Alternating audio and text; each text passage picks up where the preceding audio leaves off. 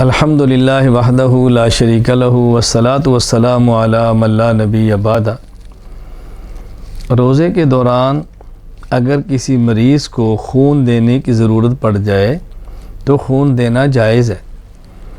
روزے دار اپنا خون دے اور نکلوائے مریض کے لیے، اس سے روزہ نہیں ٹوٹے گا۔ ہاں البتہ اتنا زیادہ خون نہ دے کہ جس سے کمزوری واقع ہو اور روزہ رکھنا مشکل ہو جائے۔ اگر روزے کے دوران روزے دار کو خون لگوانے کی ضرورت پیش آ جائے تو خون لگوا سکتے ہیں، اس سے روزہ نہیں ٹوٹے گا۔ اور روزہ کی حالت میں اگر ٹیسٹ کے لیے خون کا نمونہ دینا پڑے، جسے ہم سیمپل کہتے ہیں، تو جائز ہے، روزہ نہیں اس سے ٹوٹے گا۔ اور روزے کی حالت میں ضرورت پڑ جائے تو انجیکشن لگوانا جائز ہے، اس سے روزہ نہیں ٹوٹتا۔ انجیکشن پٹھے یعنی مسل کے اندر لگوائیں تب بھی ٹھیک ہے، انجیکشن رگ یعنی وین کے اندر لگائیں تب بھی ٹھیک ہے، دونوں صورتوں میں روزہ نہیں ٹوٹے گا۔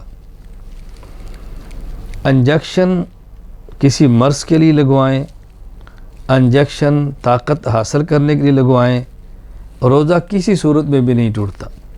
ہاں البتہ یہ ضرور ہے کہ محض طاقت حاصل کرنے کے لیے انجیکشن لگوانا یہ مکروہ ہے، مناسب نہیں ہے، مسلمان کی شان کے لائق نہیں ہے۔ اور روزہ میں کچھ مشقت تو ہوگی، کچھ تکلیف تو ہونی ہے، آخر اللہ تعالیٰ سے اجر و ثواب جو حاصل کرنا ہے۔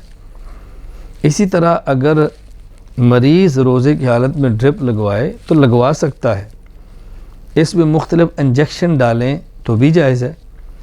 اگر کوئی مریض تو نہیں ہے، طاقت حاصل کرنے کے لیے ڈرپ لگواتا ہے، مکروہ ہے، نامناسب ہے، ایسا نہیں کرنا چاہیے، لیکن اس سے روزہ نہیں ٹوٹے گا، یہ بات ذہن نشین فرما لیں۔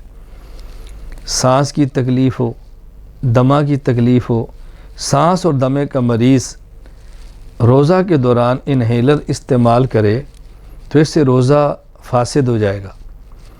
اس میں دوائی ہوتی ہے جو پمپ کرنے کی صورت میں اندر جاتی ہے، اور دوائی کے اندر جانے سے روزہ فاسد ہو جاتا ہے، لیکن یہ ذہن نشین فرما لیں کہ وہ اتنی قلیل مقدار میں ہے کہ اس سے روزہ فاسد تو ہوگا، قضا تو ہوگی، لیکن اس صورت میں کفارہ نہیں ہے۔ انہیلر کے استعمال کرنے سے روزہ ٹوٹ جاتا ہے، قضا لازم ہوتی ہے، ہاں البتہ اس میں کفارہ نہیں آتا۔ وآخر دعوانا ان الحمد للہ رب العالمین۔